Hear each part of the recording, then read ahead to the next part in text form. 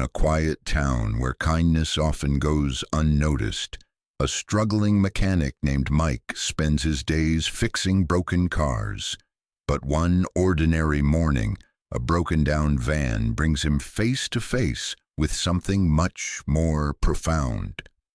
Behind the wheel is Elena, a once successful woman whose life shattered in an accident that left her paralyzed and alone. With no money and nowhere left to turn, her van is her last thread of independence. Mike, without hesitation, repairs it for free. No questions, no judgment, just pure compassion. But the story doesn't end there. The very next day, a thunderous sound echoes over Mike's garage as a helicopter lands outside. Out steps Elena, not broken but beaming. In her hands is a gift that will change Mike's life the same way he changed hers.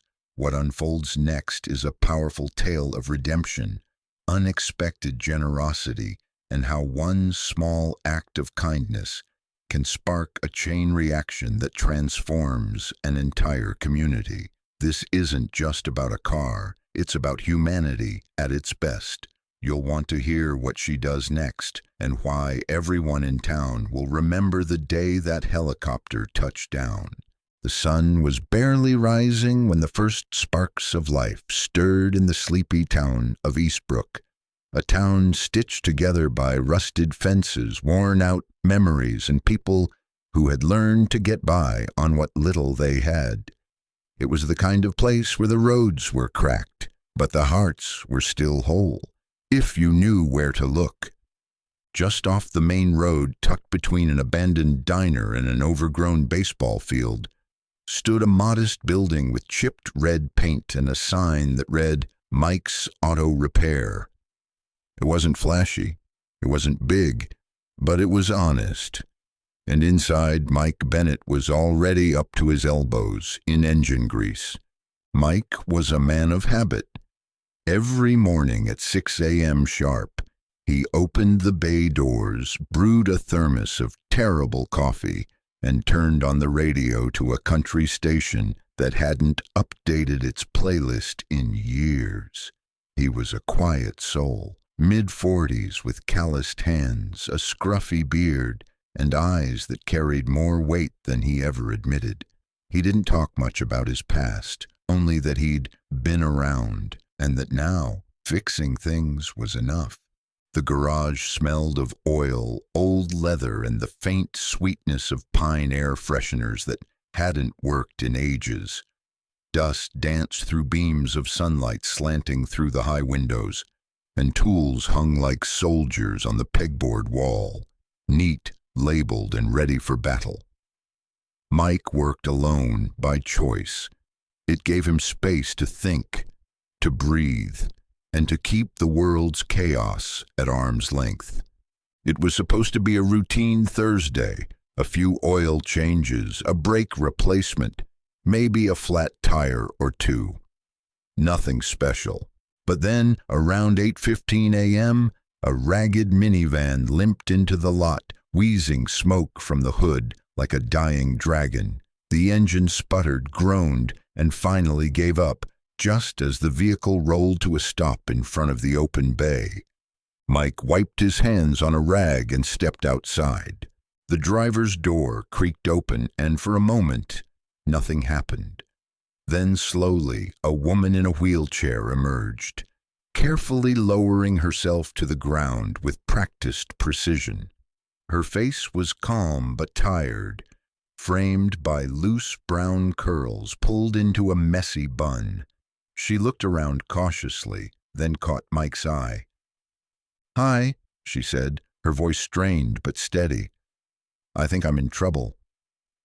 Mike approached without hesitation. "Engine trouble or life trouble?" She gave a half smile. "A little of both." That was the first time Mike met Elena Thomas. She didn't carry the look of someone seeking charity, only quiet desperation, the kind that had come from being turned down one too many times. She wore a gray hoodie with the sleeves pushed up, and her fingers trembled slightly as she passed him the keys. "Started making weird noises yesterday," she said. "Now it barely starts. I've got to get to a physical therapy appointment across town by noon, or I'll lose my spot." Mike nodded. "Let's take a look." He opened the hood and leaned in. The engine was in worse shape than he expected. Leaking oil, frayed belts, a bad alternator. It was going to be a job, one that would take time, parts, and money. He glanced back at Elena, who was watching him with cautious hope. "How long have you been driving it like this?" he asked. "Too long," she said with a soft laugh. "But that's all I've got." Mike looked at her van, then at her, then back at the van. He didn't ask about her finances. He didn't need to. He saw enough in her eyes. "Give me a few hours," he said. "I'll see what I can do." Elena blinked. "Really?" Mike nodded. "You're already here. Might as well try." As she rolled herself into the waiting area, little more than 2 folding chairs, a cracked coffee table, and a vending machine that had eaten its last dollar a decade ago, Mike grabbed his toolbox and got to work. The radio hummed in the background, a country ballad about heartbreak and diesel engines. But outside, under the rising sun, something more important was starting to turn. It wasn't just an engine he was fixing that morning. It was the beginning of something neither of them could see yet. Something extraordinary, stitched together by timing, fate, and a mechanic's quiet decision to say yes. Elena sat in the cramped waiting area, her eyes bouncing between the grimy clock on the wall and the large glass window that overlooked the garage. The whirring of tools and the occasional bang of metal echoed in the background, but her focus was locked on the man moving with precision under the hood of her van. There was something different about Mike. He didn't move with urgency, yet every motion had purpose. He wasn't working for money, not today. He was just helping. She wrapped her fingers around the styrofoam cup of lukewarm coffee Mike had offered. It wasn't good, but it was warm. After everything she'd been through, warmth was enough. Elena had always prided herself on her independence. Before the accident, she had been a rising executive in a tech company, managing teams, flying across the country, attending conferences. She drove a sleek electric car back then, the minivan out front. That was from a charity salvage auction, patched up by a volunteer who barely knew engines. But it rolled, and that was all that mattered. Until now. She looked down at her legs, covered in worn leggings and a blanket that kept the morning chill at bay. It wasn't the chair that bothered her anymore. It was the feeling of becoming invisible, like her story had stopped when the accident happened, as if the world had decided she had no chapters left to write. But Mike hadn't looked at her like that, not even for a second. After 20 minutes, Mike walked into the waiting area, wiping his hands with a rag. His face was neutral, unreadable. Elena's stomach clenched. "It's the alternator," he said. "It's shot. You were lucky to make it here at all." She nodded slowly. "I figured it was something serious." "I've got a used one in the back that'll work. I'll need to clean it up and reroute a few connections, but I can make it fit." Elena hesitated. "How much?" Mike looked her in the eye. "Let's not worry about that right now." She blinked, but he cut her off gently. "Look, it's not brand new. It's a leftover from a rebuild I did last month. It'd just be gathering dust otherwise. Let me do this." Her throat tightened. She wasn't used to kindness without a catch. "Why?" she asked softly. Mike gave a small shrug. You need the van. I can help. Simple as that. It wasn't simple, not to her, not anymore. But she nodded. Thank you, she whispered. Mike nodded back and turned on his heel, heading back into the garage without waiting for more words.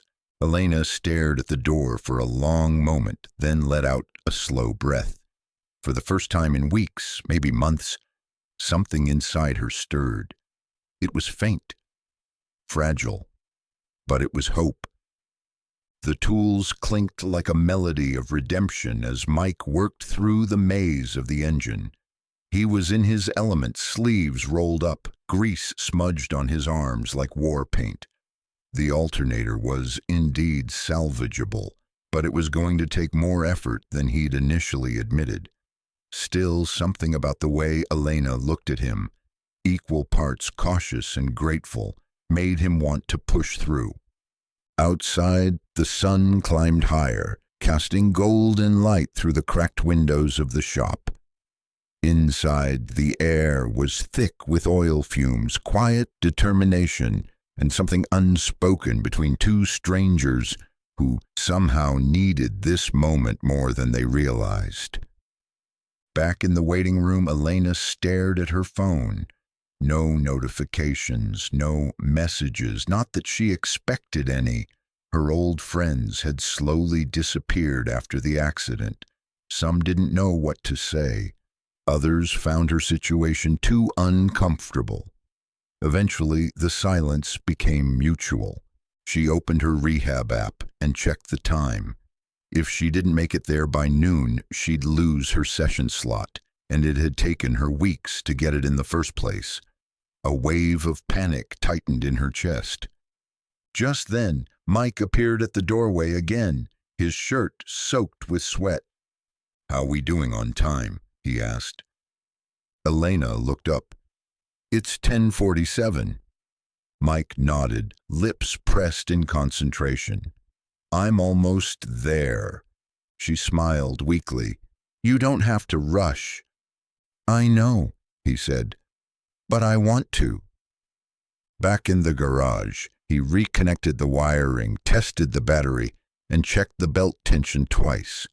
When he finally turned the key, the engine roared to life, clean and steady, like a heart finding its rhythm again. He leaned back, wiping his brow. Then he walked to the waiting room and held up the keys. "She's good to go." Elena's jaw dropped. "Seriously?" Mike handed over the keys. No more smoke, no more stalling. She looked down at the keys in her lap, then up at Mike. "I don't know how to thank you," she said. "Don't worry about it." She pulled out a worn wallet and offered him a $20 bill. It was probably all she had. Mike shook his head. "Keep it, but—" He crouched to meet her eye level. "Look, I've been there. Maybe not in your exact shoes, but close enough to know what this means to you. Just when you're back on your feet, help someone else. Deal." Her eyes welled up. "Deal." They loaded her into the van, and Mike watched as she pulled out of the lot, giving a quick wave before disappearing down the road. He turned back toward the garage, unaware that this was far from the last he'd see of Elena Thomas, or the quiet storm she was about to bring back with her. Mike stood at the garage entrance long after Elena's van disappeared down the road. A strange stillness settled over him, something between satisfaction and concern. He wasn't the type to get involved. Not anymore, but something about Elena had pierced that protective layer he'd built over the years. Maybe it was the tremor in her hands, the way she tried to hide it, or maybe it was the silence in her voice when she said, "It's all I've got." Back inside, he sat down at his workbench, reached for a small notepad, and scribbled something, just parts used, time spent, things to reorder. He didn't write her name. He didn't need to. Meanwhile, a few miles away, Elena drove with white-knuckled grip and a growing tightness in her chest. The van was running smoother than it had in weeks, yet her mind wasn't settled. Every few blocks, she expected it to sputter or stall, but it didn't. The hum of the engine was like a lullaby, a mechanical reassurance that someone had cared enough to make it right. She reached the rehab center just before noon. The receptionist gave her a smile that felt like sunshine after storm clouds. Inside, her therapist greeted her with relief. "We thought you weren't coming," he said. "I almost didn't," she replied, "but a mechanic saved me." He laughed, not realizing she was serious, but Elena wasn't in the mood to explain. There was a deeper truth vibrating beneath her skin. Someone had seen her, really seen her, and chose to help. No fanfare, no expectation, just pure humanity. After therapy, she rolled herself back into the van, physically tired but emotionally wired. She sat there for several minutes before turning the key again. It started instantly, and yet she didn't drive off. Instead, she stared through the windshield, chewing her lip, lost in thought. The rehab sessions were necessary, yes, but they were only part of the equation. What Mike had given her wasn't just a working engine. It was a reminder that not everyone in the world had stopped believing in people like her. That maybe she hadn't run out of second chances after all. That night, Elena didn't go home straight away. She stopped by a quiet overlook near the river, where the town lights shimmered on the surface. Her phone sat in her lap, untouched. No messages, no calls. But that no longer felt like proof that she was alone. Something was shifting. She finally drove home, parked, and sat in silence before wheeling herself up the ramp to her small apartment. She didn't know how, but she would find a way to thank Mike properly. Not with money, but with something bigger. Something that could match the magnitude of the kindness he'd shown her. For now she will sleep. But tomorrow she would change his life like he changed hers. The next morning began as all the others for Mike. Radio humming, coffee boiling, tools clicking into place. The only difference was that he kept glancing out toward the road, half expecting to see Elena's van return. It didn't. Instead, around 10 a.m., a man came in needing a tire patch. Routine work, no story there. Then a woman with a battery issue. She talked a mile a minute, thanked him profusely, and left without knowing she was the second person today he didn't charge. But Mike wasn't thinking about them. His mind was on a quiet woman in a worn hoodie, with eyes that carried the weight of a life interrupted. Later that day, he found himself organizing the cluttered back shelf, something he hadn't touched in months. He stopped when he found the box where the salvaged alternator had been. He remembered how close he came to tossing it last week. Funny how things work out. One spare part, one choice, one moment. That was all it took. He sat on the work stool for a while, arms crossed, letting his thoughts wander. He remembered a time, years ago, when he was the one broken down on the side of the road. Not in a van, but in life. A man in a flannel coat had pulled over, fixed his busted radiator, and drove off before Mike could ask his name. Maybe this was that man's ripple. Maybe this was how kindness survived, by passing from hand to hand without expectation. In a small notebook near the register, Mike kept a handwritten list titled, "On the House." He flipped it open and wrote, "Elena Thomas, 514, alternator belts, full check." He paused before writing the last part. No charge. He closed the book, pushed it back under the counter, and returned to work. At that same moment, Elena sat at her kitchen table, phone in hand, staring at the contact list. Her thumb hovered over a name she hadn't tapped in over 2 years. Daniel, brother. The last time they spoke, she was still in the hospital, bitter and broken, lashing out. He had tried to be there, but she pushed him away like she had everyone else. Today, her voice trembled when she called. "Hello?" She swallowed hard. "Hey, it's me." A stunned pause. Then, "Elena, I need to ask you for something a little unorthodox." A slow chuckle came through the line. "Sounds like you." She smiled. "Do you still fly that search and rescue helicopter?" "Yes, why?" "Because I need to repay someone, and I think it's time I showed up the way he showed up for me." There was a pause. "Tell me when and where." The garage had gone quiet after the rush of morning repairs. The smell of burnt oil and motor cleaner still lingered in the air, but the bay stood empty. Mike sat on his usual stool by the workbench, wiping down a wrench that didn't need cleaning. The stillness wasn't unusual, but today it felt heavier, like the calm before something important. He glanced up at the clock. It was just after 1 p.m. No calls, no drop-ins, no sign of Elena. Not that he expected one. He hadn't done the repair for recognition, let alone a follow-up.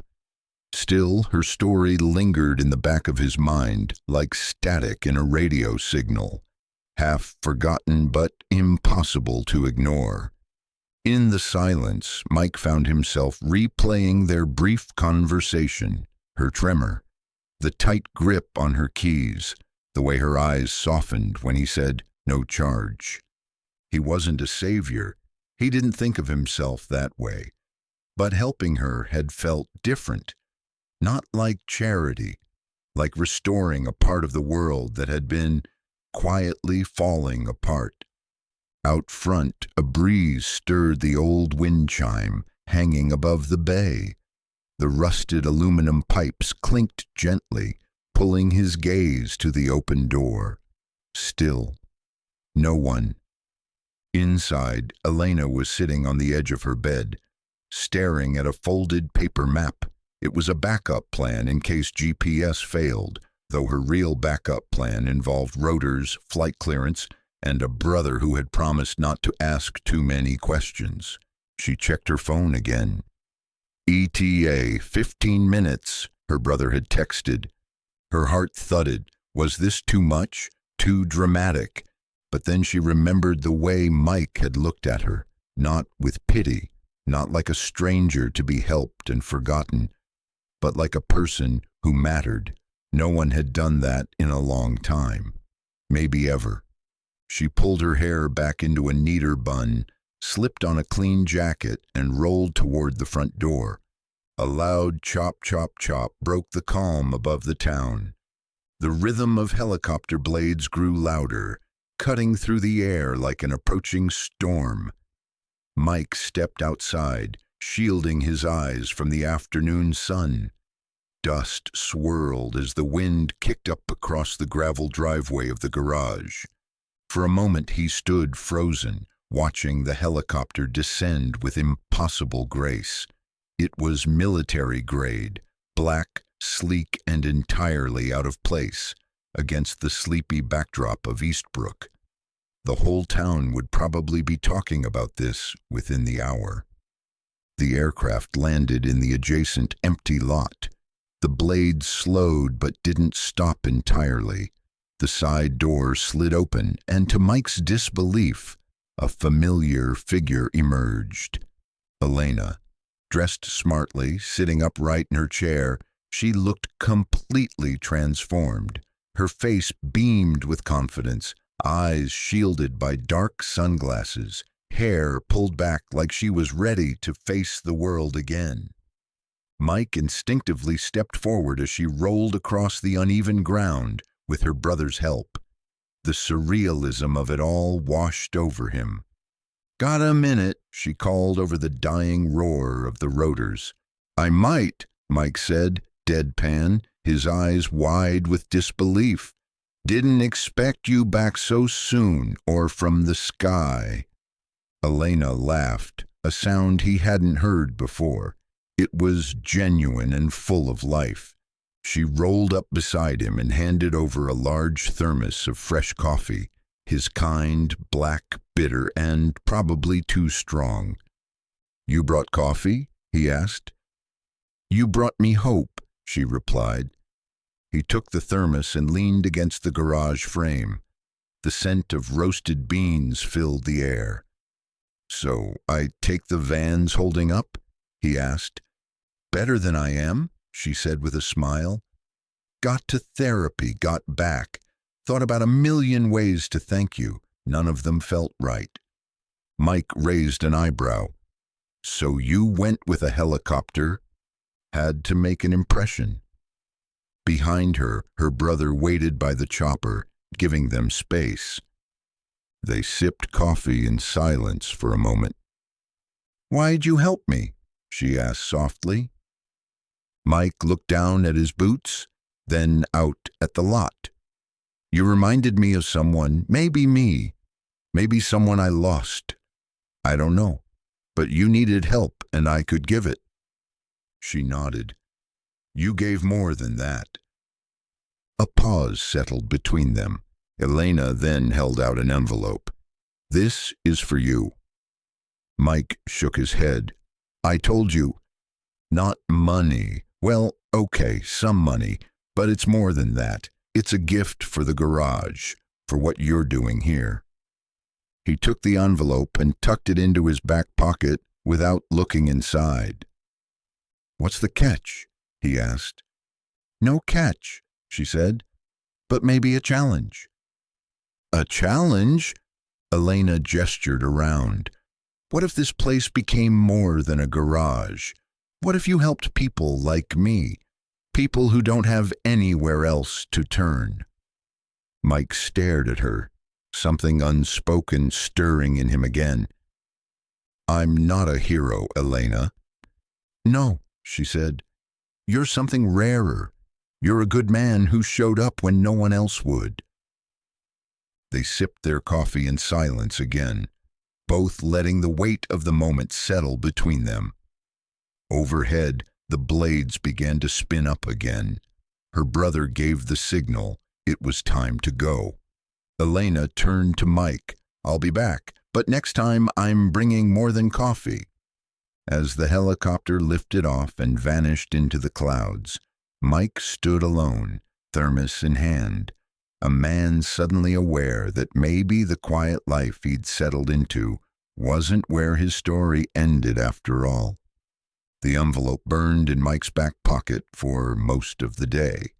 He didn't look at it, not at first. Something about the gesture had unsettled him. Not in a bad way, but in the kind of way that reminded you life could still surprise you, that maybe fate hadn't quite finished with him yet. After Elena left in the helicopter, the town buzzed. Locals drove past slowly, peeking into the lot like it was the site of a UFO landing. A teenager from the gas station across the street wandered over, asked if a celebrity had stopped by. Mike just chuckled and said, "Something like that." Eventually, when the tools were put away and the last job of the day was logged, Mike sat at his bench and unfolded the envelope. Inside was a check, $10,000. He stared at the number for a long time. There was also a note handwritten in neat, deliberate strokes. "Mike, this is not charity. This is a down payment on a bigger dream. You reminded me what people can be. Use this to help someone else the way you helped me. Let's build something new, together." No name. She didn't need one. Mike leaned back, staring at the ceiling. He had spent years keeping his world small, manageable, safe, fixing engines, brakes, timing belts. It was predictable work. You knew what was broken. You knew how to fix it. People were messier.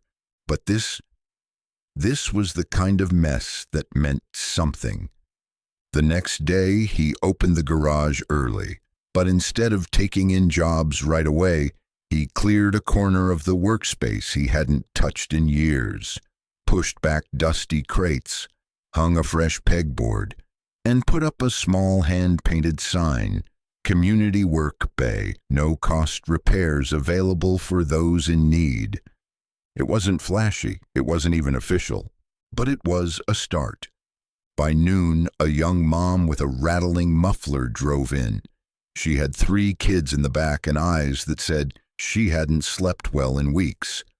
Mike took her keys and gestured toward the waiting room. He didn't ask about payment, he just got to work. As he tightened bolts and replaced a failing clamp, his mind returned to Elena's van. He remembered the challenge of adapting that salvaged alternator, how he'd rerouted wires and forced a fit, not perfect, but effective. A few months ago, he might have grumbled at the complication. Now it felt like purpose. Something was shifting inside him, slowly, steadily, like an old gear learning to turn again. By the time he handed the keys back to the young mom, her eyes shimmered. She didn't say much, just nodded, mouthed, "Thank you," and drove off. It was enough. Back inside, Mike looked at the empty bay. It didn't feel empty anymore. It felt like a door had opened, and now there was no closing it. That night, Elena sat in her small apartment with her laptop open. She replayed a video clip her brother had taken, Mike standing outside the garage, squinting up at the helicopter, completely bewildered. She smiled. It had been over the top, she knew, but if anyone deserved a grand gesture, it was Mike. She clicked into a new document and began typing, "How one mechanic gave me back my life." It wasn't for a blog, not yet. She didn't know if she'd publish it, but she needed to write it, needed to put into words what the last 48 hours had meant. As she typed, her fingers steadied, the tremors fading the longer she wrote. She wrote about the van, the repair, the refusal to accept her money, about the way Mike had looked at her, not as a burden, but as a person worth helping. She wrote about the silence of recovery, the weight of invisibility, and how one man's act of kindness had shattered that quiet prison. She finished with, "Gratitude isn't about saying thank you. It's about what you do with your second chance." The next morning, she sent the story to a friend who worked for a regional paper, just to share, no expectations. But within a day, the article was accepted, and within a week, it went viral. Back in Eastbrook, Mike didn't notice at first. He didn't have social media, but the phone began ringing more.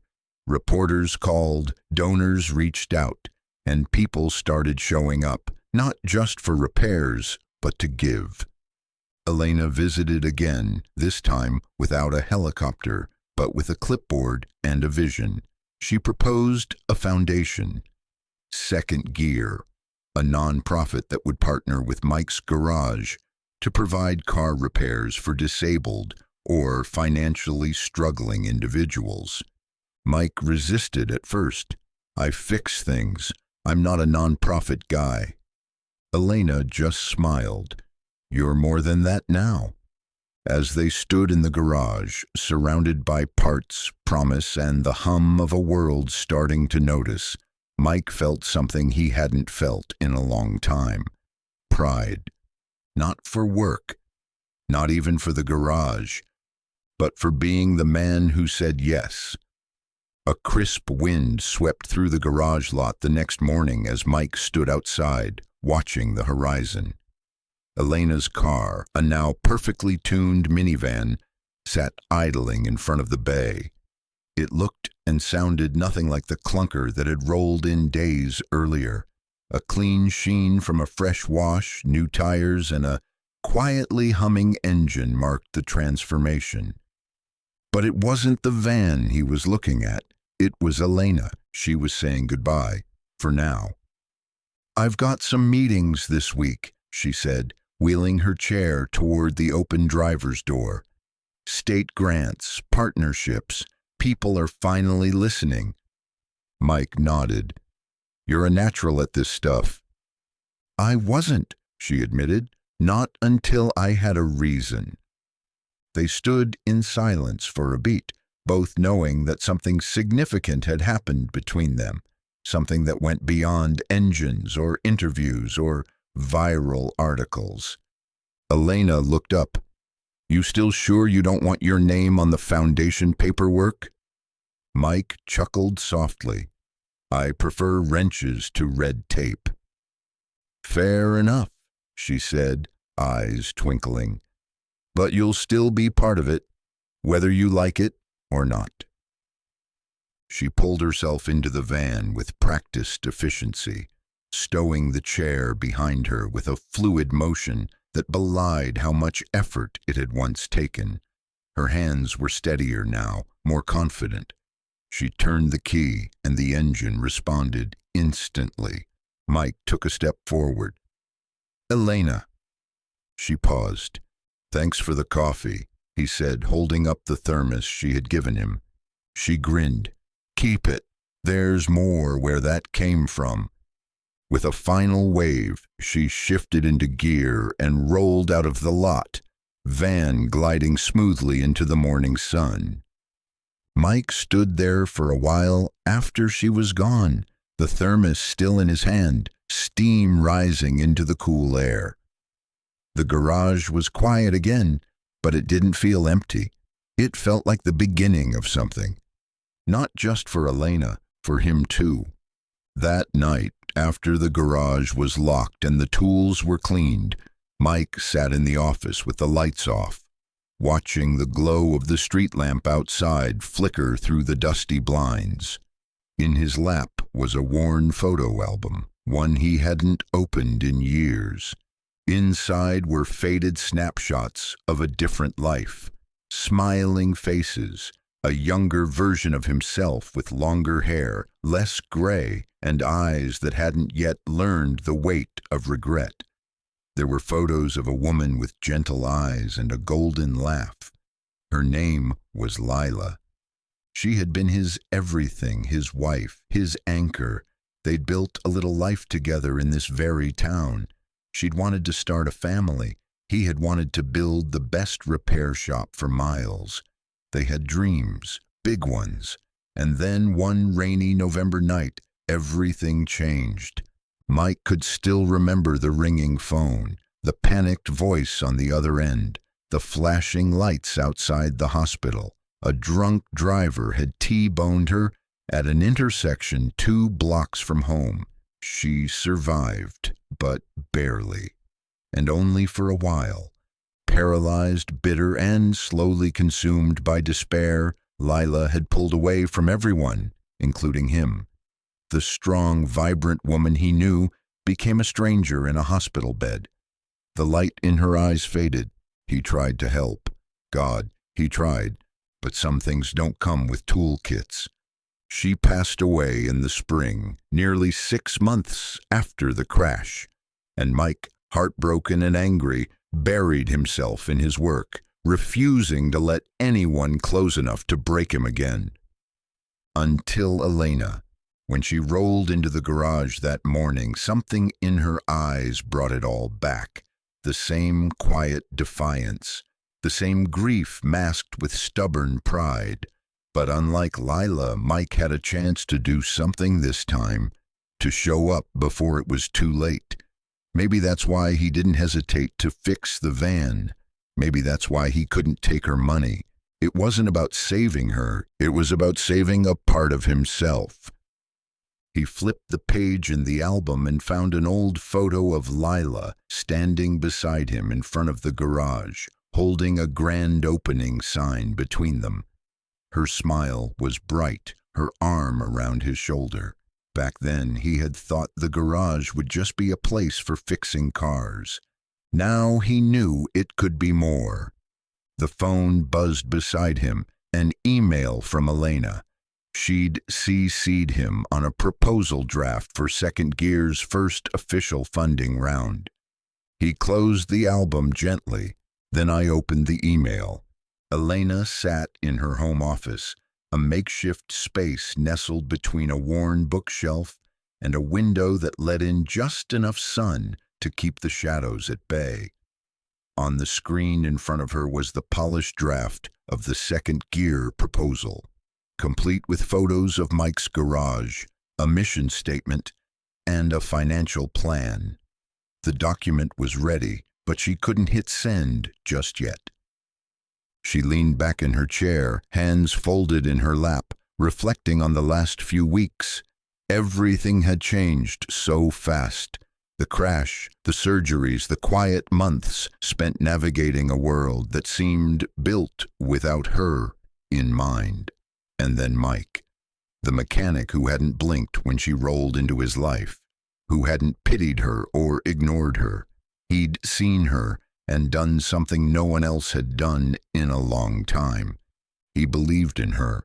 The article about Mike had gone viral, racking up tens of thousands of shares across social media. She had received hundreds of emails, many from people with disabilities who had faced similar struggles, others from mechanics, volunteers, and small-town shops offering to donate time or space. It was more than she expected, more than she was ready for even, but not more than she was willing to handle. This was her turning point. She reopened the proposal, adjusted the wording slightly, and added Mike's name officially under the title Co-Founder and Lead Mechanic. Then she hit send. She stared at the confirmation screen for a long moment. The proposal was on its way to 3 state-funded accessibility programs, a national mobility initiative, and a private foundation that funded workforce reintegration for the disabled. Now, she had to wait. But this wasn't the same kind of waiting as before, back when hope was scarce and survival was the only goal. This was purposeful, intentional, strategic. She closed her laptop and rolled over to her whiteboard. At the top, she had written, "If one mechanic can give one woman a second chance." Beneath it, a growing list of names, potential partners, city programs, even possible locations for expansion. Elena wasn't trying to build an empire. She was trying to build a bridge between people who needed help and the quiet heroes who had the tools to give it. And somewhere in Eastbrook, Mike was still turning wrenches, completely unaware that he was about to become a symbol far bigger than a small-town garage. Mike stood in the garage, surveying a line of cars that had somehow grown longer over the past week. Word had clearly gotten around. Some were basic fixes, oil changes, light replacements, but others came from people in real need. Folks who couldn't afford their repairs, who had lost jobs or mobility, who now saw this little red-painted garage as a lifeline. He didn't turn anyone away. He worked longer hours, keep the coffee pot full, added a cot in the back for the occasional overnight repair. But what surprised him most was how energized he felt. The exhaustion was physical, yes, but beneath that, something new had taken root. Purpose. One morning, while he was replacing brake pads on an old Ford, Elena rolled in unannounced, her van now sporting a magnetic decal with the words Second Gear Pilot Program in bold lettering. She watched him for a minute before speaking. "Want to see something?" He wiped his hands, pulled off his gloves. "Sure." Inside her van was a tablet. She opened a folder and held it up to him. The screen showed a professionally designed pitch deck, complete with charts, projections, and, somehow, photos of Mike working on various vehicles. "You've been spying on me?" he teased. "Documenting," she said with a grin. "You're a case study now." She flipped through the slides detailing the plan, expanding Second Gear into a community-supported program with mobile units, grant-funded supplies, and volunteer techs. The aim? To repair more than just vehicles, to restore dignity and independence. Mike leaned against the wall, arms crossed, quietly impressed. "We got our first grant," Elena added. 50,000 from the Mobility Matters Foundation. They want us to launch a pilot location in Eastbrook and prove the model works. Mike exhaled. 50 grand. That's just the start. We also have 3 part-time volunteers, a retired engineer who wants to design better wheelchair-accessible car mods, and a nonprofit lawyer who offered to help us structure everything. He shook his head slowly. "You don't waste time." "I can't afford to," she said softly. "People need this now, just like I needed you." There was a pause. Then Mike asked, "And you really want to do this with me? I'm not exactly the suit and tie type." Elena grinned. "That's exactly why I want to do it with you." He looked around the garage, the chipped walls, the weathered tools, the air still carrying the scent of rubber and resolve. And then he looked at Elena, the fire in her eyes, the steadiness in her hands, the vision only she could have built. "All right," he said, "let's build something." Elena stared at her phone, thumb hovering over a name she hadn't tapped in nearly 3 years. Mom. The glow of her laptop cast soft light on her face, but her eyes were shadowed by hesitation. The kind of hesitation that came from wounds that hadn't quite healed. Wounds that had scabbed over with distance and silence instead of reconciliation. Her mom had tried in the early days, during the hospital stay, the therapy consultation, the long, painful transition from full-body casts to learning how to use a wheelchair. But Elena had shut her out. Not because she didn't love her, but because the grief was too loud, too messy. She couldn't bear being seen in that state, powerless, broken, angry at everything. But now, everything was different. She had a purpose again, a plan, a new future on wheels that didn't feel like second place, but like the right track. And for the first time since the accident, she wanted her mother to see her this way, not as someone to be cared for, but as someone who was thriving. She tapped the call button and held her breath. It rang 3 times. Then, "Elena?" Her voice caught. "Hi, Mom." A pause, then a breathy, tear-choked, "Oh my God, is it really you?" "It's me," she said, her throat tightening. I'm sorry it took so long." No, her mom rushed in. "You don't have to explain. I'm just so glad to hear your voice." They both sat in silence for a beat, the kind that held more love than words ever could. "I'm doing something," Elena finally said. "Something important, and I want you to know about it." "I'm listening," her mom said, voice steady now, bracing for whatever came next. Elena told her everything about the garage, Mike, the repair, the helicopter, the foundation, the mission.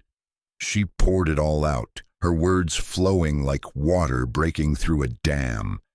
And when she finished, her mom said the one thing Elena hadn't expected. "I'm proud of you." Elena blinked, tears prickling at the corners of her eyes. "I want to come see it," her mom added. "Can I visit? Help out, maybe?" "You want to help?" Sweetheart, I don't need to be asked twice. You're changing lives. I want in. Elena laughed softly, the sound cleansing. You might be the first volunteer who knows how to make a really good pot of coffee. Her mom chuckled. I'll bring the percolator. And just like that, a new bridge had been built, one of many she would construct before this story was over. Mike didn't talk about his past. It wasn't that he was hiding it. It just didn't serve him anymore. Or so he thought. But ever since Elena showed up, and especially since she turned his quiet act of kindness into a full-blown movement, his old life had started creeping back into his mind. And now, standing in the back room of the garage, staring at a dusty toolbox he hadn't opened in a decade, Mike found himself thinking about his brother. Tom had been the one who taught him the basics of mechanics. They'd worked together as teenagers under their dad's supervision, fixing lawnmowers, rebuilding engines from junkyard scraps, racing beat-up cars on county roads. They were close once. Then came the falling out. It wasn't just one thing, it was layers of disappointment, stubbornness, and the kind of hurt only brothers could inflict on each other. Tom had wanted to franchise their father's shop. Mike had wanted to keep it local, keep it honest. Words were said, wrenches were thrown. Tom left town and they hadn't spoken since. But people change, and Mike was changing. That night, after closing shop, he did something he hadn't done in years. He opened his laptop, searched for Tom's name, and sent a message. Subject, Hey. Body, Tom, it's Mike. Not sure if this email still works. Just wanted to say, I've been thinking about you. A lot's changed here. I'd like to talk, if you're up for it. Mike. He hit send, heart thudding harder than it had when Elena's helicopter landed. The next morning he checked his inbox first thing. No reply. By lunch, still nothing. He told himself it was fine. Maybe the email was dead. Maybe Tom had moved on. Maybe bridges don't always rebuild. Then, just as he was about to close up for the day, his phone buzzed. New message from Tom Bennett. Holy hell, Mikey, you really wrote to me. Mike stared at the message for a long time, a slow smile forming. Yeah, he typed. Think it's time we talked. Elena sat across from her brother Daniel at a small diner just outside the city. He wore a flight jacket, coffee in hand, a curious smile tugging at the corner of his mouth. The last time they had met face to face, she was still in a hospital bed, distant and raw. Now she carried herself differently, shoulders back, eyes clear, purpose radiating off her like heat. You look good, he said, sipping his coffee. Thanks, she replied. I feel awake again. He nodded, proud and quiet. So what's this top secret thing you needed to ask me? Elena leaned in, voice dropping just slightly. I need another favor. One bigger than the last helicopter stunt. Daniel raised an eyebrow. Bigger? She pulled out a folder and opened it in front of him. Inside were photos of the garage, the new community bay, a flyer for the second gear pilot program, and architectural drawings for a potential mobile workshop unit. We're expanding, she said. The foundation got its first grant. Now we need visibility. We need people talking, something that'll capture attention, get picked up by media, and show the world that mobility, freedom, is still possible. Daniel scanned the documents. You want another helicopter fly-in? Not just a fly-in, she replied.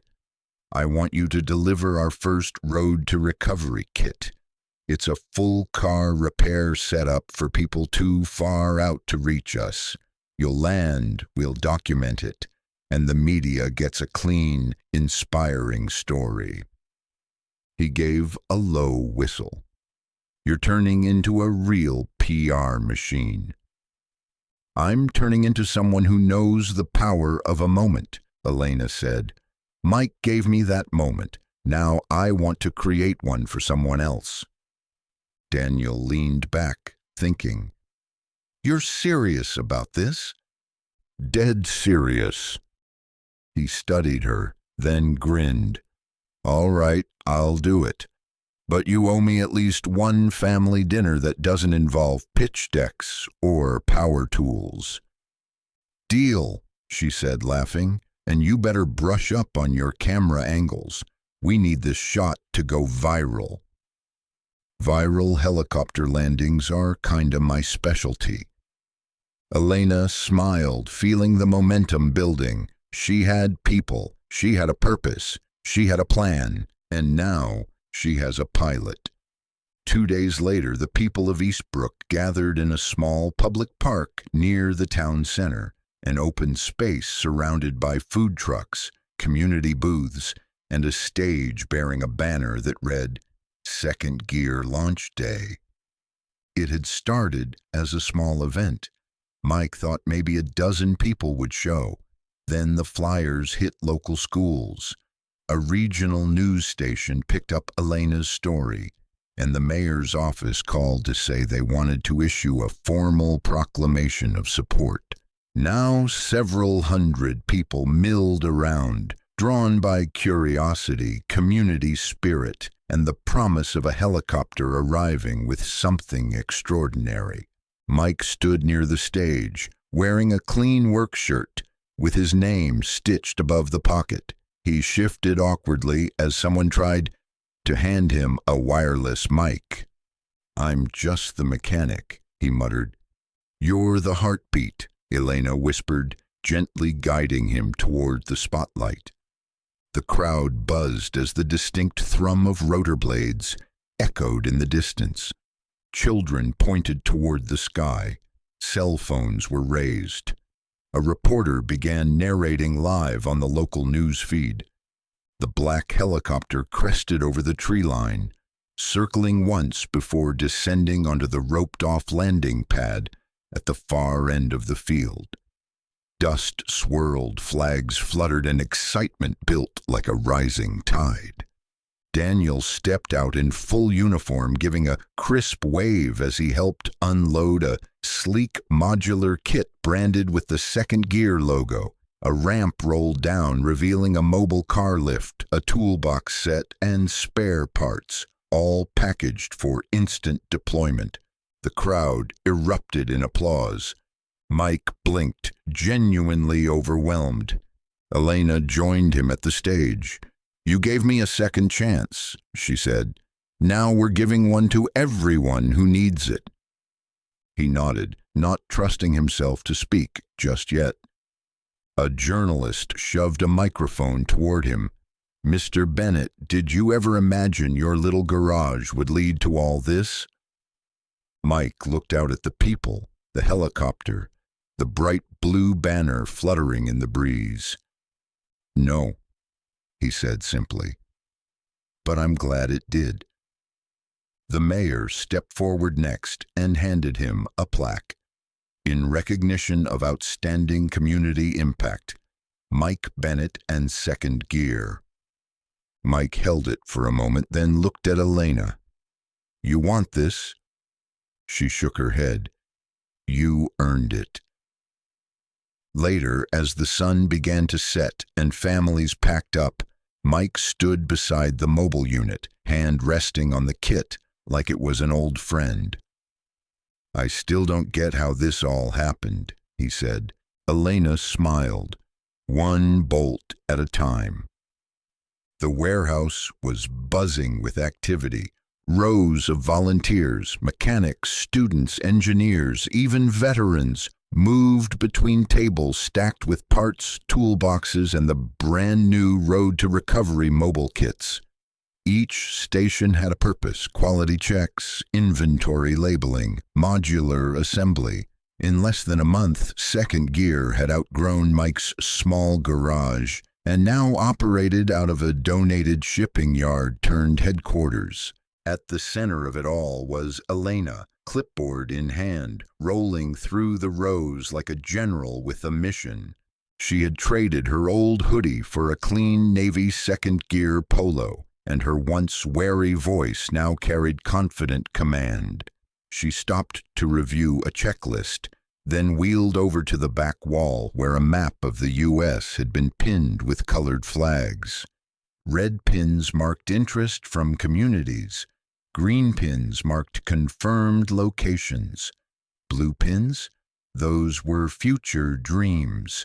Behind her, Daniel entered in flight gear, removing his helmet with a theatrical bow. "Reportin' for duty, Commander." She chuckled. "We're just in time. The first national drop is this Saturday, Wyoming. We're loading the unit today."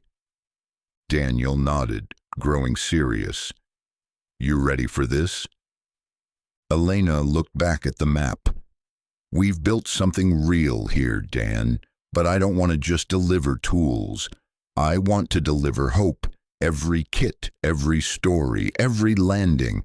It should remind people they're not alone." He crossed his arms. "You've come a long way from the woman crying over a dead alternator." "Because someone showed up when no one else did," she said quietly.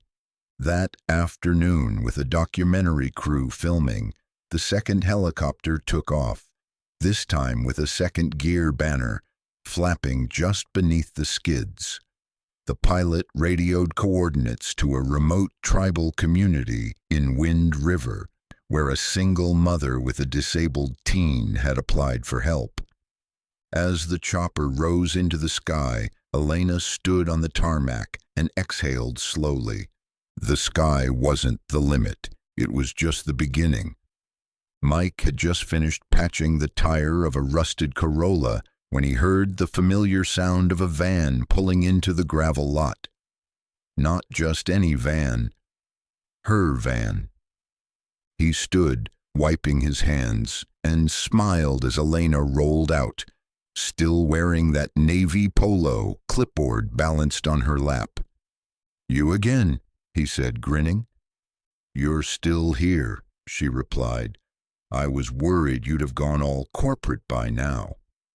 Mike gestured to the garage walls. "Same oil stains, same coffee pot. I'm grounded." She wheeled closer. "I brought you something." From the van, she pulled out a rolled canvas bag and a sealed envelope. Mike raised an eyebrow. "Not another check, I hope." "Nope. This is legacy stuff." He unrolled the bag. Inside, a full set of custom Second Gear tools, with his initials engraved on the handles.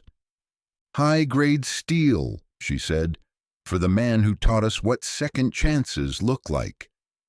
He turned over the wrench in his hand. "Fancy. Just like you." Mike laughed, then opened the envelope. Inside was a document. "Second Gear, National Director of Technical Training, Mike Bennett." He blinked. "Director?" "You've trained 5 mechanics already," Elena said. "You've become the example. We need your know-how in every state. We've got satellite garages asking for your input." He leaned against the hood of her van, looking down at the title. "I didn't sign up for this." "No," she said. "You started it." For a moment, the noise of the world seemed to fade. No engines, no phones, no deadlines. Just 2 people who had helped each other find purpose, standing side by side in the shadow of a humble garage that had become a national movement. "I'll think about it," Mike said. "You've got time," she replied, "but not forever." He handed her a fresh cup of coffee, poured straight from the battered pot that was still steamed in the corner. She took a sip and smiled. "Tastes like engine oil and ambition." He smirked. Perfect blend. As the sun lowered behind the tree line, they sat outside the garage and watched the day fade. No fanfare, no news crews, just quiet gratitude and the knowledge that everything they'd built, every tire turned, engine fixed, soul uplifted, had grown from a simple act of kindness. And it wasn't done yet. The fall breeze carried the scent of motor oil and fresh-cut pine through Eastbrook as the town gathered once again outside Mike's garage. But this time it wasn't for a helicopter. No rotors, no reporters, just folding chairs, a podium, and hand-painted signs that read, "Welcome back, Elena." This wasn't her return, it was her arrival. The Elena Thomas rolling up to the podium was unrecognizable from the woman who'd once limped into this town in a broken-down van.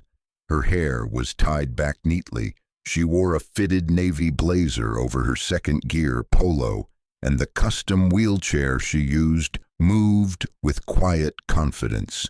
Her eyes gleamed with both fire and focus. Mike stood nearby, arms crossed, letting the moment unfold without stepping into it. That was her space now. She had earned it. Elena tapped the mic. "Hi," she said, her voice cutting through the air with practiced warmth.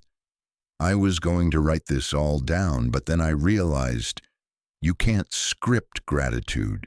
You live it." The crowd leaned in. "A year ago, I came to this town because I had no other options. I had no money, no direction, just a failing van and a heart full of fear. And then one man, one quiet, grease-stained, coffee-drinking mechanic, said 3 words that changed my life. 'I'll help you.'" She turned slightly, gesturing to Mike. "He didn't ask for anything, not even thanks.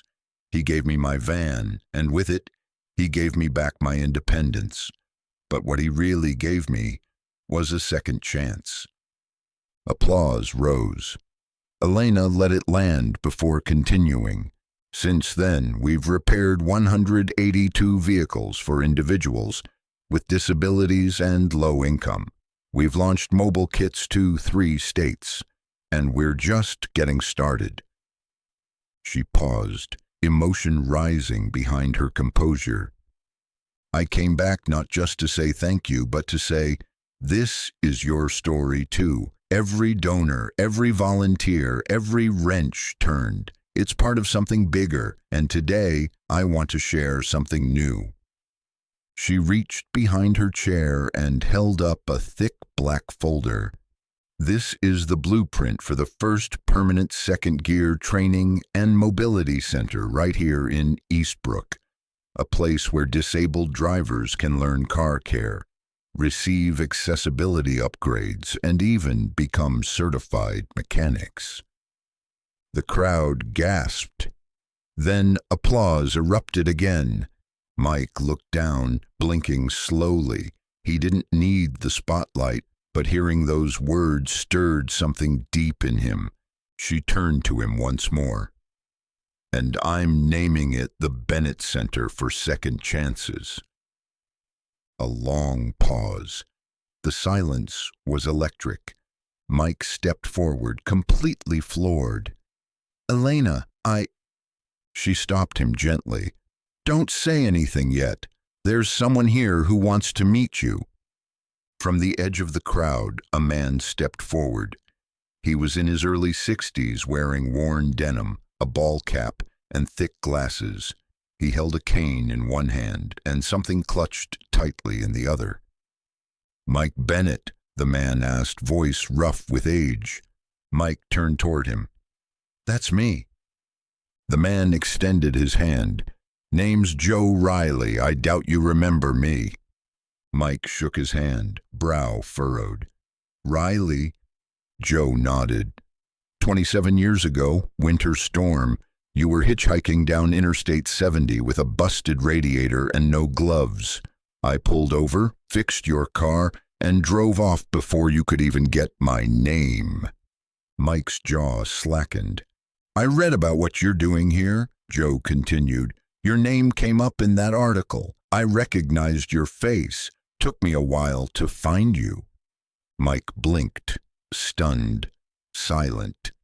Joe held up the item he'd brought, a battered thermos, familiar, faded, the same kind Mike used every day. You left this in my truck, Joe said. Figured you'd want it back. Mike took the thermos with reverent hands. He turned it over slowly, like holding a piece of his own origin story. I've carried this for years, Joe added. It reminded me that sometimes we help someone not because they can repay us, but because someone else once helped us. Elena, watching nearby, wiped away a tear. Joe placed a hand on Mike's shoulder. You paid it forward in ways I never imagined. You made it mean something. Mike nodded, struggling to speak. You're the reason I stopped in that garage that day. You're the reason I helped her. The moment hung in the air like a song's final note, quiet, powerful, and complete. Then, without fanfare, Joe smiled and said, I've got a check for you, too. It's not big, but it's from one old roadside mechanic to another. Mike chuckled, holding back tears. We don't charge friends. No, Joe agreed, but we still give what we've got. After the celebration, the crowd slowly dispersed, leaving behind the hum of warm conversations and folding chairs half-packed in the back of pickup trucks. Mike returned to the garage with the folder Elena had handed him during the announcement, thick, official, and embossed with the Second Gear logo. He stood at his workbench, calloused fingers hovering over the edge of the cover. Around him, the garage was quiet again. The only sounds were the distant chirping of crickets and the soft metallic creak of a wrench swinging gently on a pegboard hook. He opened the folder. Inside was a multi-page document, a partnership agreement outlining the scope of the new Bennett Center for Second Chances. It listed him as co-founder emeritus, master trainer, and technical advisor. It came with a salary, modest but respectable. It also detailed a national certification program for adaptive vehicle repair technicians, written in his name. Mike sat down hard on the stool beside the workbench. There was more. Tucked inside was a small sealed envelope, with his name in Elena's handwriting.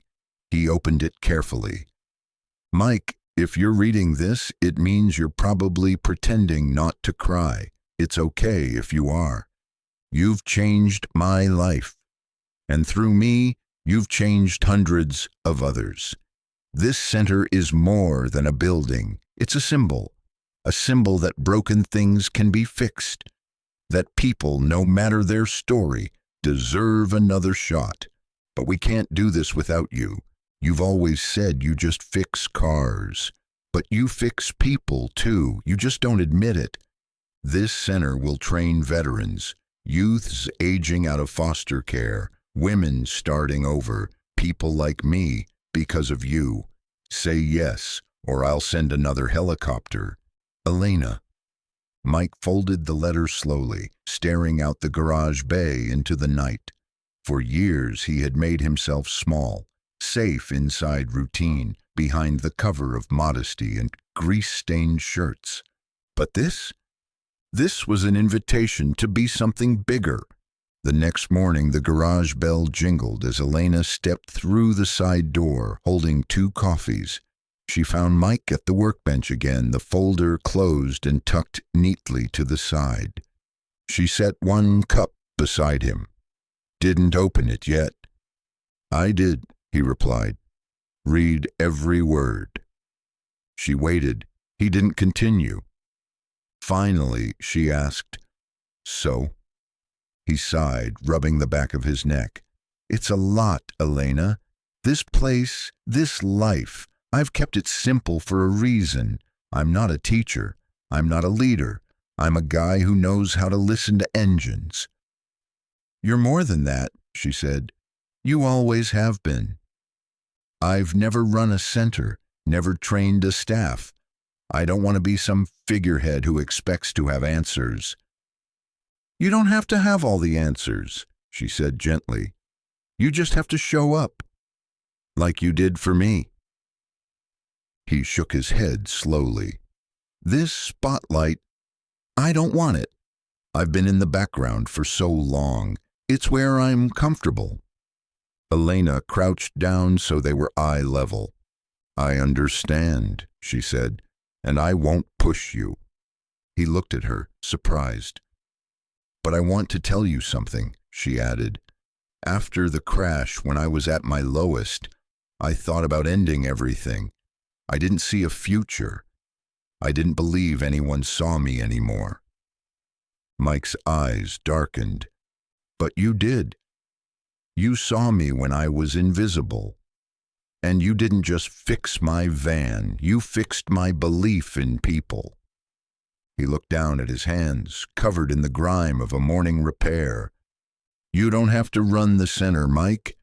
But if you walk away from it, that blueprint becomes a statue. Beautiful but cold, lifeless. You're what gives it heart." Mike stood up, walked to the bay, and stared out at the road. Cars passed by like rivers of stories, people going places. People are trying, people hoping for something to hold on to. He turned back to her. "Let me think." "Take all the time you need," she said. That night, he stood in the garage alone again. He looked at the old photo of him and Lila, arm in arm, on the day the garage first opened. Her smile was bright. Her dreams were big. He whispered aloud, "You'd want me to say yes, wouldn't you?" The photo didn't answer, but his heart did. The next morning, the sky hung over Eastbrook in a perfect blue canvas, unmarred and wide. Mike stood in front of the garage just before opening hours, clutching a folded piece of paper in his back pocket. His boots kicked dust from the gravel as he waited. Less for someone and more for the right moment. Elena arrived at 8:04 sharp. She parked, opened the van door, and paused when she saw him already standing there. "You're early," she said, voice light. "Didn't sleep," he replied. She gave him a concerned look. "Still thinking?" Mike nodded. "Yeah, but it wasn't just about this place or even the center. I had to think about what it would mean to let go of the story I've been telling myself." Elena tilted her head. "The story where I'm just a mechanic," he said.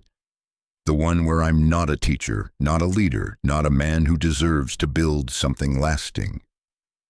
She softened. "And?" He pulled out the folded paper and handed it to her. She opened it slowly.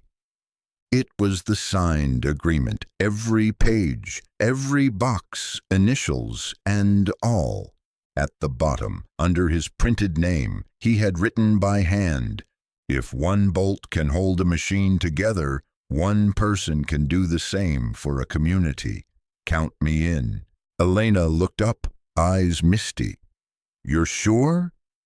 Mike exhaled deeply, like a man who had just let go of a weight he'd carried too long. "I'm not comfortable in the spotlight," he said, "but I'm more uncomfortable letting someone else tell my story for me. So if I'm going to be part of this, I'm going to do it the right way. With you."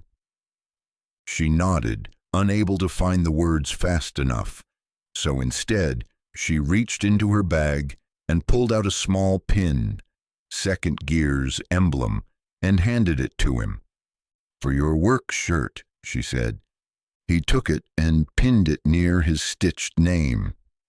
A subtle statement, but a powerful one. From the garage behind them, A teenager poked her head out, one of the new apprentices. "Mr. Bennett, someone's here with a stalling Civic and 2 kids in the back." Mike glanced at Elena. "Time to get to work." Elena smiled. "Our work." And they walked in together. The day passed in a blur of tools clinking, tires rotating, and laughter echoing through the newly reorganized garage. The energy inside was different now, alive with momentum, brimming with meaning. Volunteers sorted donated parts into labeled bins. The new apprentices asked questions, eager to learn. Elena organized files at a folding desk in the back corner, pausing occasionally to smile as Mike explained how to bleed brakes to a teenage boy who didn't yet know the difference between a rotor and a caliper.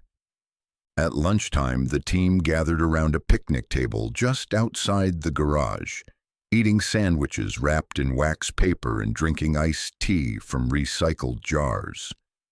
Mike sat with grease on his hands and a grin on his face, sharing old repair horror stories while Elena listened, amused. Then came a lull. The others wandered off to prepare for the afternoon, leaving Elena and Mike alone again. She looked at him for a long moment. "Thank you," she said softly. "For what?" he asked. "For everything. For not turning me away. For fixing more than my van. For helping me build this when I didn't even believe I could." Mike looked down, his voice gruff. "You built it. I just gave you a nudge." She rolled closer. "I think," she said, "we both saved each other a little."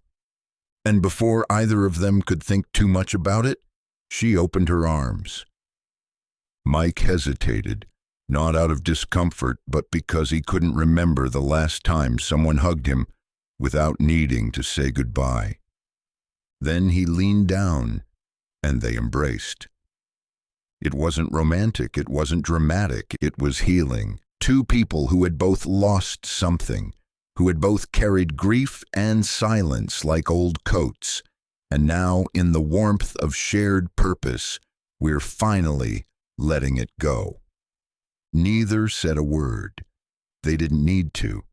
When they pulled apart, there were tears in both their eyes, but neither felt the need to hide them.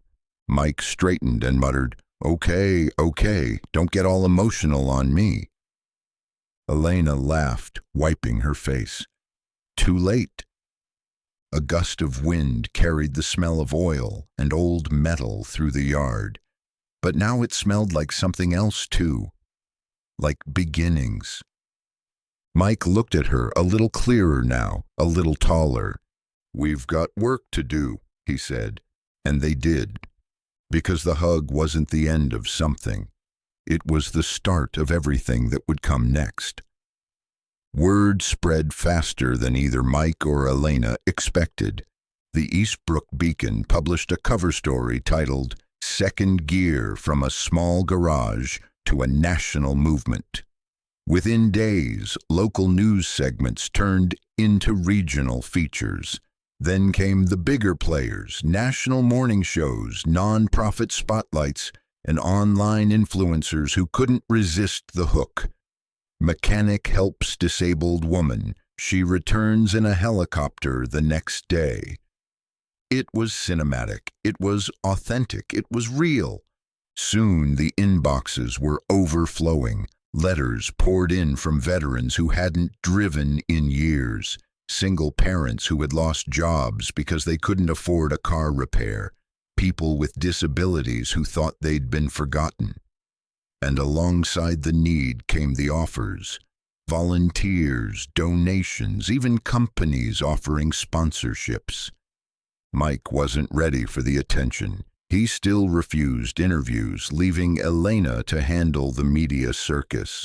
But he couldn't ignore the people standing at his shop every morning, some holding keys, some holding clipboards, and some just holding hope. Eastbrook began to change. The coffee shop added a second gear blend. The high school shop class doubled enrollment, inspired by Mike's mentorship. The mayor dedicated a weekend festival to local heroes, and the Mike Bennett Tool Drive became an annual town tradition. One afternoon, a mother showed up with a 12-year-old girl in a wheelchair. They didn't speak right away. They just stood at the garage door and watched as Mike changed out a carburetor. When he finally looked up, the girl rolled forward and simply said, "I want to learn." Mike knelt down and handed her a socket wrench. "You just did," he replied. Behind him, Elena stood quietly, phone in hand, capturing the moment, not for social media, but because she knew someday this little girl would be the one handing a wrench to someone else. What had started with a broken van was becoming a chain reaction of second chances. And Eastbrook, it was becoming a blueprint. The following month brought the biggest change yet. Mike's modest shop, chipped paint, creaky doors, a floor he swore hadn't been level since '95, was no longer enough. The traffic had grown too fast. The need was too great. And so, with a mix of nerves and excitement, he and Elena stood in front of a blank concrete lot at the edge of town, staring at blueprints for what would soon be the Second Gear Community Garage and Training Center. It wasn't just a dream anymore, it was happening.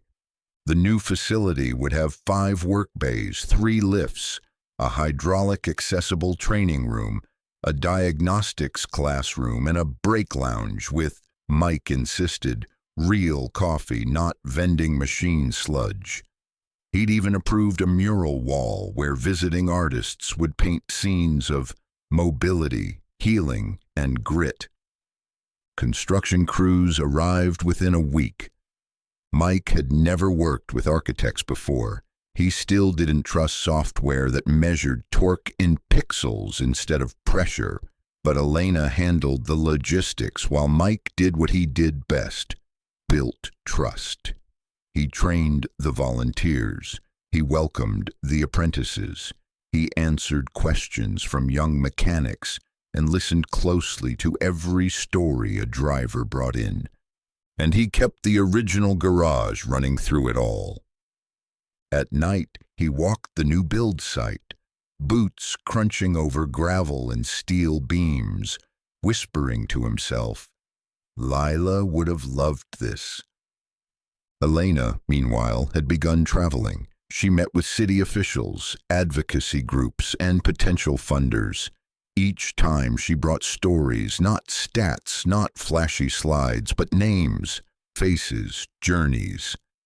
Second Gear isn't just about fixing cars, she told them. It's about making people mobile again, in every sense of the word. One day she returned from a conference with a national partnership offer in hand, from a chain of parts suppliers willing to underwrite 6 more regional centers. Mike stared at the document, brow raised. "You're going big." "No," she said. "We are." He rubbed his temples. "You know I hate suits and meetings." She handed him a new Second Gear cap. "Then don't wear one. Just keep fixing people." He chuckled. "That I can do." That week, the first steel frame of the new garage went up. Mike and Elena stood in the middle of it, hands in pockets, wind blowing through a skeleton of beams and rafters. "It's happening," she said. "Yeah," Mike replied, "it really is."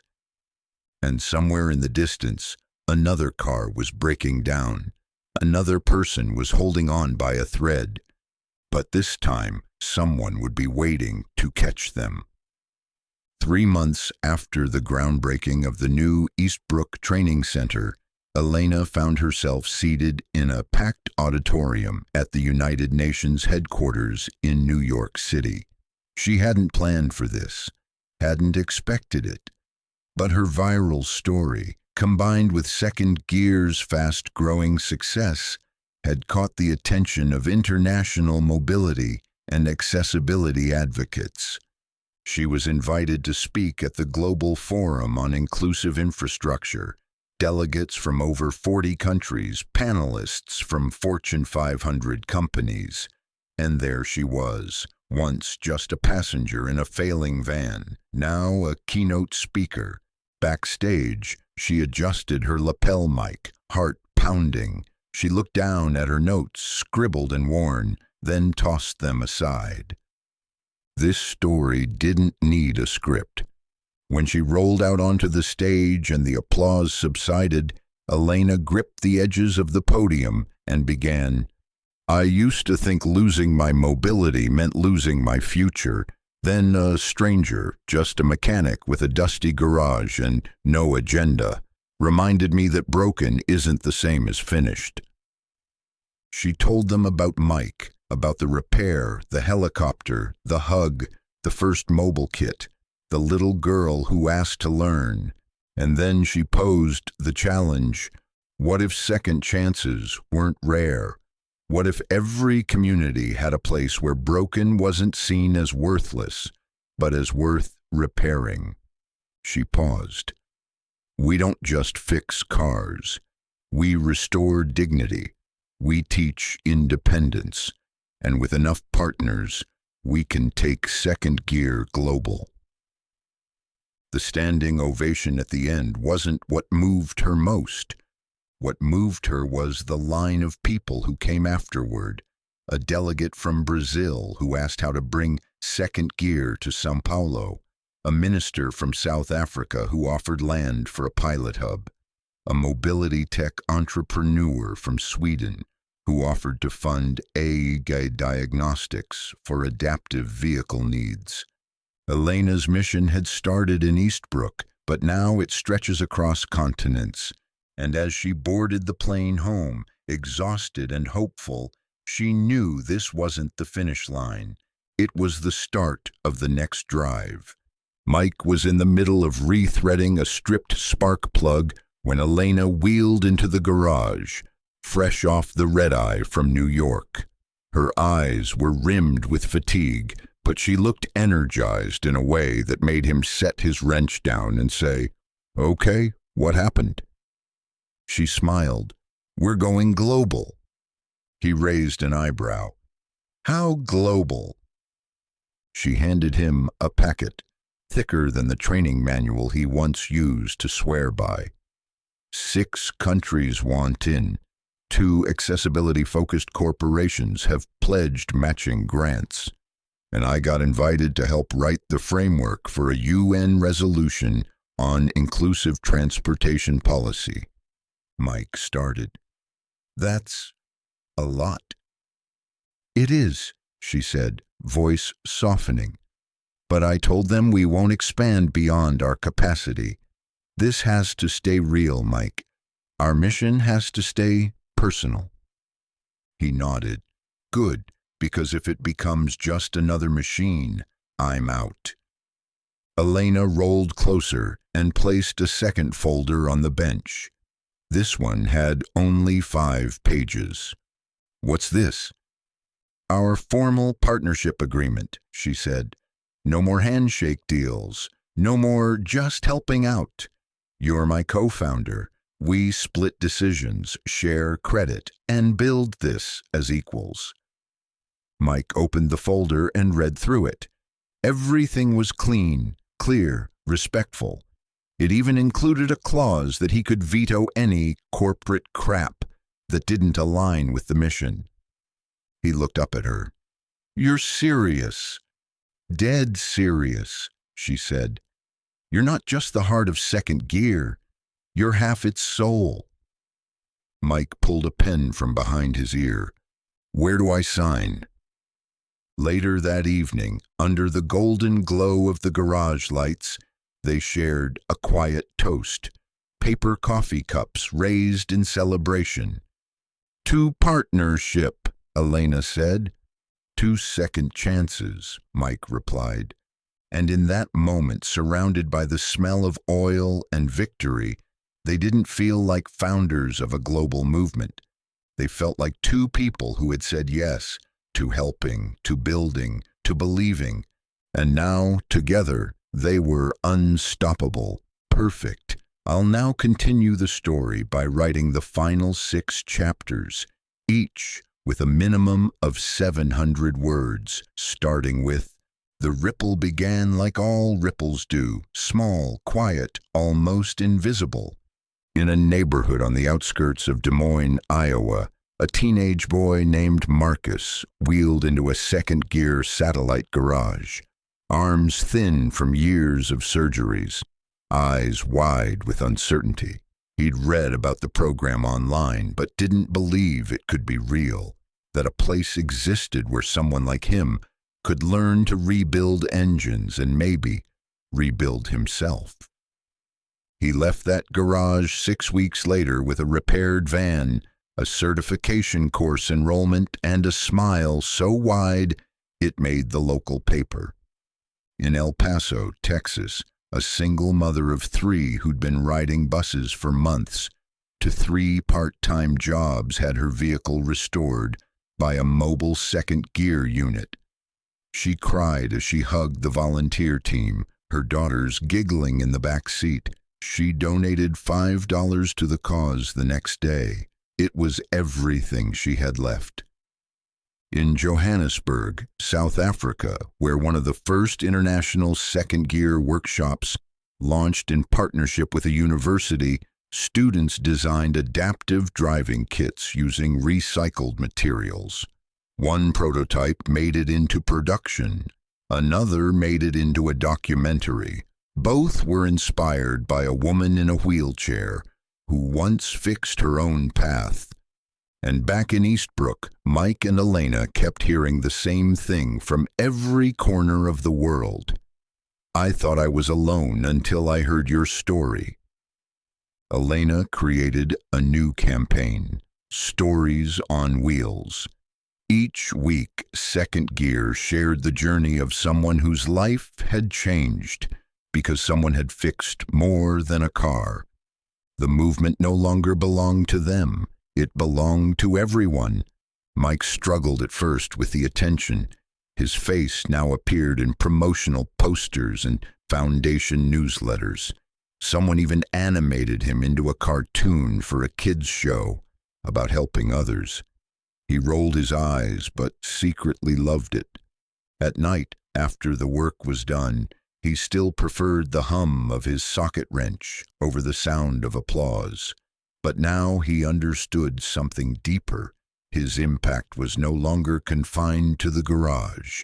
It had leaked out into the cracks of the world that needed filling, into the places where hope was wearing thin, into the hearts that still wanted to believe.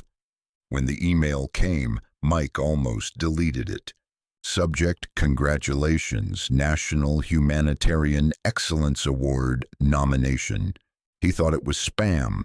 He didn't apply for awards, didn't believe in them, but Elena's excited shriek from her desk in the corner made him hesitate. "You're not ignoring that," she said, wheeling over.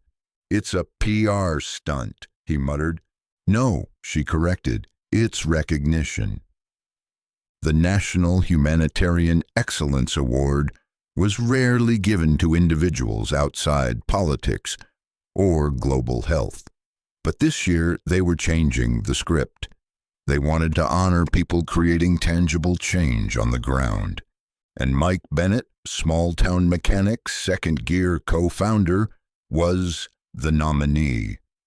3 months later, he found himself standing awkwardly in a rented tux at a gala in Washington, D.C., surrounded by activists, diplomats, and celebrities. He looked like a fish in a glittering ocean.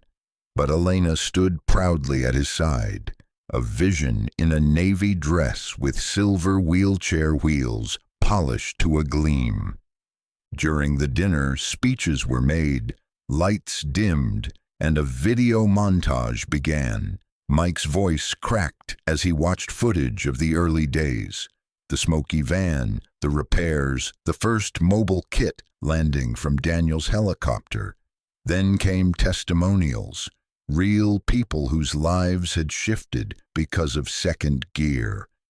A former inmate who now ran a second gear site in Detroit. A war veteran who taught adaptive driving to injured comrades. A rural mechanic who now trained high schoolers using Mike's methods. When Mike's name was called, the room erupted in applause. He walked slowly to the podium, heart hammering. The lights were blinding, the moment surreal. He stared at the audience, then down at the award, a solid glass gear etched with his name, and simply said, "I didn't plan any of this. I just saw someone who needed help and said yes." And that turned into another yes, and another. So if you're looking for the big secret, that's it. You don't need to start a movement. You just need to stop saying no. The room stood as one. As he stepped off the stage, Elena whispered, "You're getting better at this." "Still prefer a socket wrench," he mumbled, but he smiled anyway. "Please hold on while I write those." Continuing with the next 2 chapters, 3 weeks after the awards gala, Mike received an invitation that made his stomach twist more than any engine block ever had. Keynote speaker, National Mobility Access Conference, main stage. He almost said no. He wasn't a speaker. He wasn't polished. He didn't like lights or teleprompters. But Elena convinced him with 5 words. "You've earned the right to speak." So there he stood, center stage. Behind him, a screen flashed the second gear logo. In front of him, over 1,000 attendees. Activists, engineers, caregivers, policymakers, and young people in wheelchairs who whispered to each other excitedly as he approached the microphone. He didn't read from notes. Instead, he told them a story. "Years ago, a woman rolled into my shop with a van that barely worked and eyes that told me she had just about run out of options. I fixed her van. That was it. At least, I thought that was it." The crowd was silent. But that van was her lifeline. And fixing it? That gave her the power to keep moving. And what she did next? Well, you're sitting in it. He paused, letting the emotion settle. "I used to think fixing cars was the most important thing I'd ever do. Now I know fixing people, helping them believe in themselves again, that's the real work." He scanned the crowd, his voice gentler now. "You don't need a grant or a title or a perfect plan. You just need to show up with your hands, your heart, and the willingness to try." A single clap, then another, and then the room erupted. Afterward, as people lined up to shake his hand and take selfies, a teenage girl asked shyly, "Do you think I could be a mechanic one day too, even in a chair?"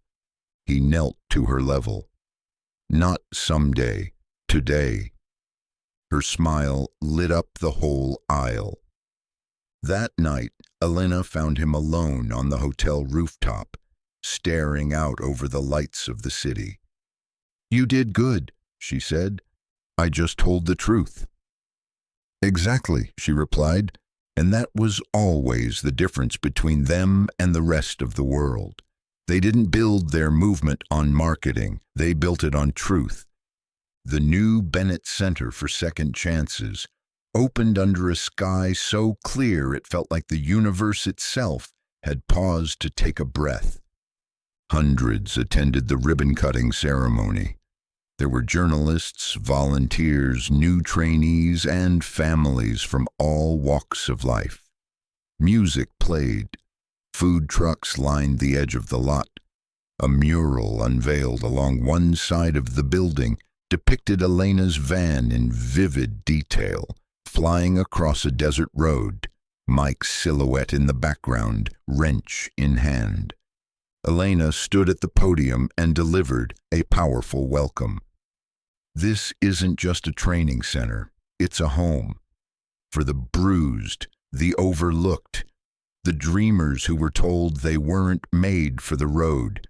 We're not here to fix what's broken. We're here to prove that being broken doesn't mean being done. Mike spoke briefly. He didn't need to say much.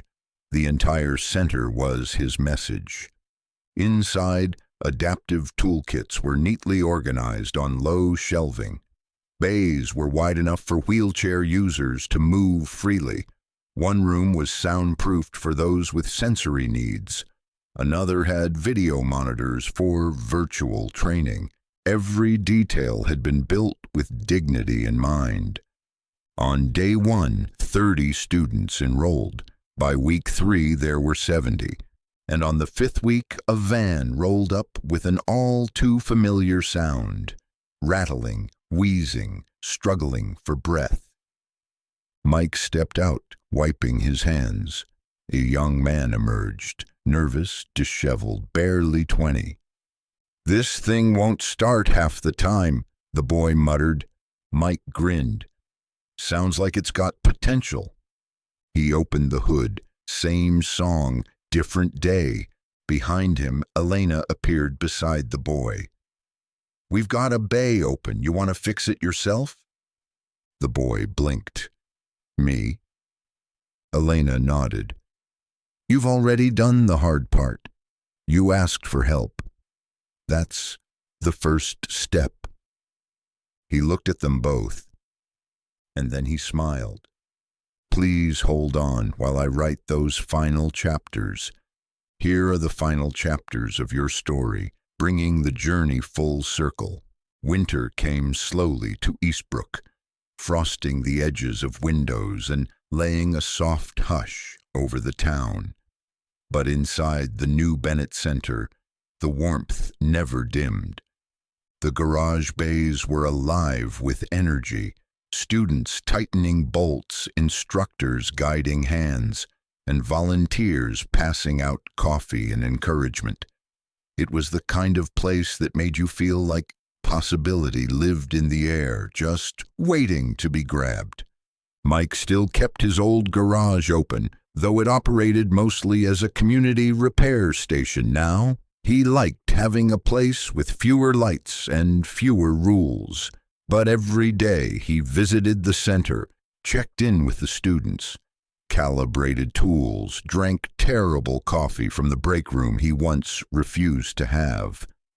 Then one snowy afternoon, a familiar van pulled into the original garage lot.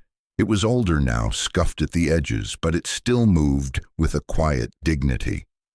Elena stepped out, bundled in a coat, holding a box in her lap. Mike looked up from the carburetor he was tuning. "Thought you upgraded to electric," he joked. She shrugged.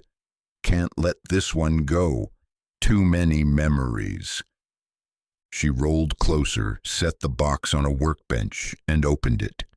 Inside were old photos, some from that first day at the garage, others from the helicopter surprise, and more recent ones.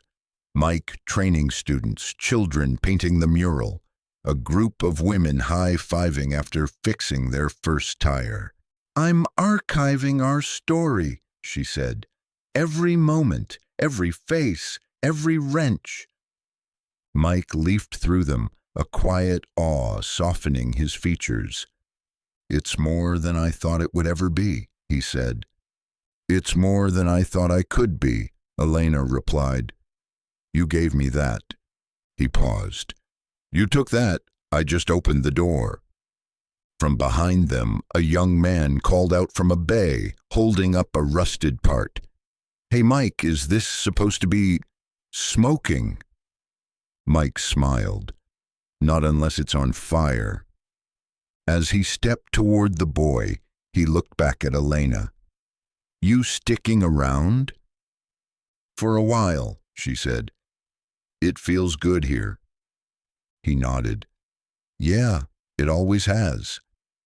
And in that moment the journey curved inward. What started with a broken van had become a circle of redemption, closed not by endings, but by legacy. The Second Gear Foundation expanded to 12 countries. It trained thousands of mechanics, many with disabilities, all with determination. Its scholarship program sent low-income students to trade school. Its mobile kits became a staple of relief convoys and refugee camps. But in Eastbrook, where it all began, the original garage still stood, weathered, familiar, eternal. Inside, Mike sat at his old stool, sipping from the same battered thermos Joe Riley had returned years before. His hands had more wrinkles now, his steps a little slower, but his spirit remained unshaken. Elena visited often. She now split her time between public speaking, board meetings, and quiet days writing by the window of her cabin just outside town. She had published a memoir titled Second Chances: How a Van, a Wrench, and a Mechanic Changed Everything. It was a bestseller in 8 languages. One summer afternoon, the town gathered for the unveiling of a bronze statue outside the Bennett Center. It was simple. Mike and Elena, side by side, smiling, holding a wrench and a set of car keys. There was no plaque, just a quote engraved at the base. You don't need to change the world. You just need to show up. Mike Bennett. After the ceremony, Mike slipped away, returning to the garage. Elena found him hours later, alone, cleaning the workbench he'd organized 100 times before. She sat beside him. "You okay?" He nodded slowly. "Just thinking about that first day. How it all started." "I remember," she said. "I thought my van was dead." Mike smiled. "I thought you were going to be the end of my quiet life." They both laughed. She looked at him for a long moment. "Do you ever wonder what would have happened if you hadn't helped me that day?" He shrugged. "I try not to." "Why?" "Because I did, and that's enough." Outside, a helicopter hummed across the sky. Routine now, delivering a mobile kit to a nearby town. Kids looked up, waved. A second gear decal gleamed beneath the blades. Mike stood slowly, walked to the door, and looked out across the gravel lot. "I think I'm ready," he said. "For what?" "To let the next generation take the wheel." Elena stood beside him. "Then let's teach them how to drive." They watched as the helicopter disappeared behind the tree line, the sun casting long shadows on the ground. And for one last time, in the place where it all began, the mechanic and the woman he saved, and who saved him right back, stood in silence, knowing they'd built something that would never stop moving.